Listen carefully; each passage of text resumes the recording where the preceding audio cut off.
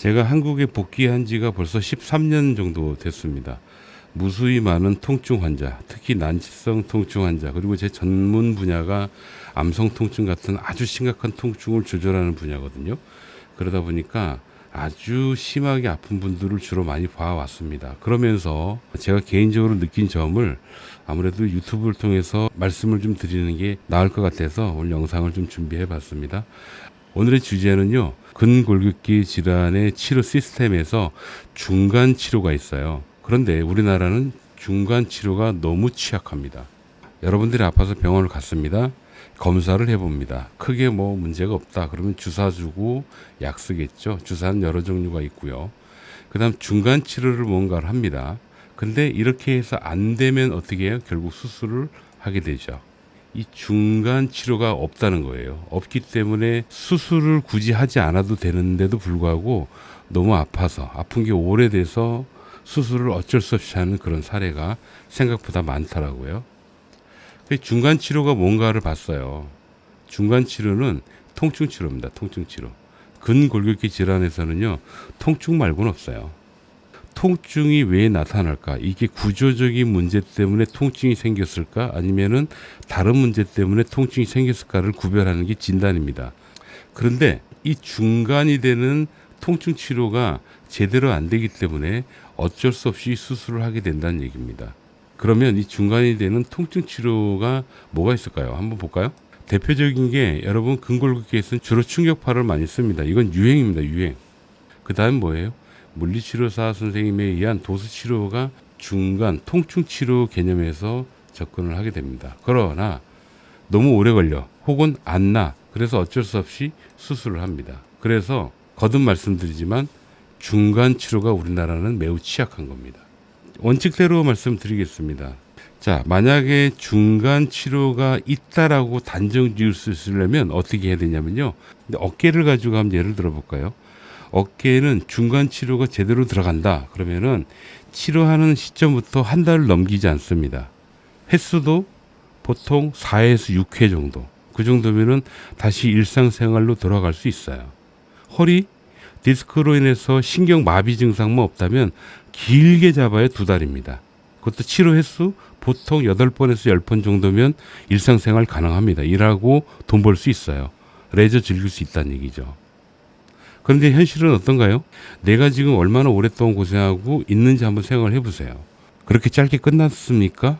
제가 중간이 없다고 얘기하는 이유가 바로 치료 기간이에요. 기간. 몇 달 혹은 그 이상을 열심히 이것저것 하라는 거 다 했어요. 여러분들은. 그러니까 환자 여러분들은 잘못한 게 없다니까요. 그런데 여러분들이 치료가 안 됐어. 계속 아파요. 그래서 결국은 수술을 한다는 얘기예요. 이거 제일 억울한 겁니다. 대다수의 병원에서 이 중간 치료가 잘 안 되고 있다는 거야. 그 중간 치료를 시행하는 그 병원이 후졌냐? 아닙니다. 생각보다 유명한 병원들 많고요. 광고 열심히 하는 병원들 너무 많더라고요. 이거 문제 아닙니까? 여러분들은 잘못한 게 없어요. 병원에서 하라는 대로 다 했습니다. 그런데 오랫동안 고생하게 되고 고생한 것 때문에 결국 어쩔 수 없이 수술까지 하게 되는 그런 케이스가 바로 여러분들일 수도 있어요. 사실 그런데 이 문제는 비단 대한민국만의 문제는 아닙니다. 미국은 더해요. 거기는 약물 중독으로 해서요. 드레스 신드롬이라고 해서 아주 심각하게 질병을 진짜로 질병으로 만들어버리는 그런 케이스가 생각보다 많아요. 최근 한 2, 3주 전에 미국에서 환자분이 오셨어요. 교포분이신데. 근데 목 디스크 진단이 나왔어요. 근데 사진 보고 그 진단서 읽어보니까 그냥 일반적인 디스크예요. 그런데 경추 4번, 5번 디스크 제거하고 인공 디스크 삽입, 그리고 4번, 5번 뼈를 나사로 고정, 소위 유합수를 해야지만 된다고 얘기를 들었답니다. 그 환자의 나이가 몇 살인지 아세요? 겨우 35살이에요. 내가 얼마나 화를 냈는지 몰라요. 이걸로 왜 수술을 권했지? 라고 생각이 들 정도였습니다. 뭐 얘기하자면 너무 긴데요. 아무튼 여러분 미국 좋아하지 마세요. 미국 치료, 미국에서는요, 아프면 그냥 죽어야지 됩니다. 한국은 그나마 나은 게 아직도 이 정도라는 거예요. 제가 오늘 꼭 말씀드리고 싶은 게 있어요. 이 중간 치료, 통증 치료 어떻게 하면은 수술시키지 않고 환자를 일상생활로 돌려보낼 수 있을까? 이 부분만 연구하는 선생님들이요, 구석구석에 다 숨어 있습니다. 이런 병원 가세요. 그게 여러분들한테 유리해요. 유명한 병원, 수술 잘하는 병원 가지 마시고. 난 정말 환자분들한테 이해가 안 가는 게요. 수술 전문 병원 가가지고 수술 얘기 들었다고 겁을 내더라고요. 아니 일식집 가면 일식을 주지 거기서 김치찌개 먹을 수 있습니까? 그거하고 똑같은 거예요. 수술 전문 병원은 수술을 통해서 환자에게 최고의 의료 서비스를 제공할 수 있는 자, 그런 분들이 모여 있는 곳이 수술 전문 병원이고요. 비수술 전문 병원은 수술하지 않고 좋아지게 하는 그런 분들이 모여 있는 곳인데, 솔직히 말씀드리면 수술 병원이 비즈니스 차원에서 더 좋지 않겠습니까? 그러다 보니까 수술 병원이 마치 대단히 유명하고 좋은 병원인 것처럼 환자분들을 착각하게 만드는 것 같아요.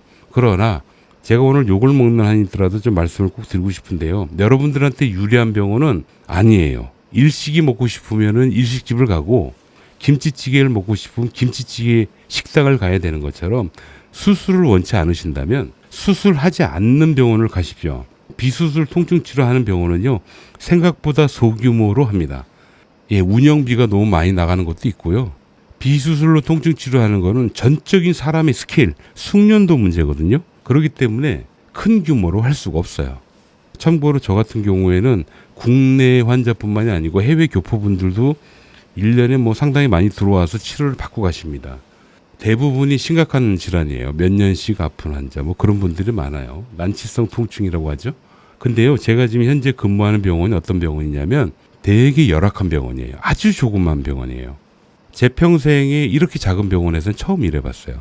주로 큰 병원에서 일을 해왔었는데, 정말로 이렇게 소규모 병원에서 일해보는 게 개인적으로는 소원이기도 했습니다. 환자를 많이 안 봐도 되니까 참 좋겠다는 생각을 늘 해왔거든요. 근데 막상 와서 보니까 정말 열악해요. 그런데 제가 근무하는 이 열악한 병원에서조차도요, 맨파워가 어마어마합니다. 이런 병원이 진국병원이라고요. 오해하지 마실 거는, 이 얘기하면서 제가 있는 병원 오라고 말씀드리는 거는 절대로 아닙니다. 진짜 아닙니다. 여러분들한테 유리한 병원은 바로 이 중간 치료를 잘할 수 있는, 통증 치료를 잘할 수 있는 이런 거 받지 말고, 예, 도수 치료, 예, 나쁘진 않죠. 그러나 도수 치료 같은 경우에 잠깐 말씀드리면, 통증이 줄면 그때 도수 치료하는 거예요. 그런데 왜 도수 치료를 가지고 통증을 조절하려고 애를 쓰냐고요. 그러니까 오래 고생하지, 여러분들이. 근데 여러분들은 모르니까 받는 거란 말이에요. 그게 너무 가슴 아프다는 얘기죠. 제대로 비수술로 통증 치료할 수 있는 병원을 여러분 찾으십시오. 발품을 하십시오. 이거 모르시겠어요? 그러면 아래 댓글이라도 달아주세요. 아무런 대가 없이 여러분 거주하는 지역 근처의 병원, 비수술로 특히 치료 잘하는 병원, 저희 스텝 선생님들이 안내해 드릴 겁니다. 여러분, 제가 좀 약간 감정을 실어서 말씀을 드린 이유가 있습니다. 억울한 환자분들을 제가 많이 봐요. 안 해도 되는데 수술하고 오는 환자분들, 진짜 가슴 아파요. 그게 좀 쌓여 있나 봐요. 금방 끝날 수 있는데 왜 이렇게 오래 고생했지? 그런 분들 꽤 많아요. 그게 쌓여 있었던 것 같아요. 오래 고생하지 마세요. 수술 잘하는 병원이 무슨 치료든 다 잘하는 게 아닙니다. 근데 여러분들은 수술이 필요 없는 환자일 가능성이 훨씬 더 높아요. 그러면 여러분들은 1차적으로 무조건 비수술로 통증 조절을 잘해서 일상생활을 편안하게 해줄 수 있는 그런 병원을 먼저 찾으시는 게 중요하고요.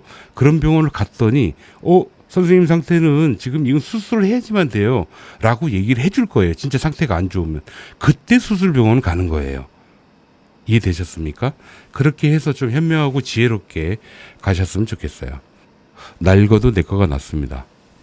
자, 감정 추스리고 여러분 오래 고생하지 마시고 지혜롭게 잘 선택해서 내 몸에 가장 유리한 것부터 먼저 선택을 하시라. 이거를 꼭 말씀을 드리고 싶었습니다. 여러분 건강하십시오. 감사합니다. 그럼 일어나 보십시오. 일어날 때 좀 어떠신가 보고. 많이 편했어요. 편하죠? 내려가 서 보세요. 허리 펴지나 한번 보자. 천만 다행이에요. 어때요? 아까 하이파이브. 엎드리세요. 1차 하고 이제 2차 들어가야지. 요거 내가 유튜브 올릴 거야. 올려주세요.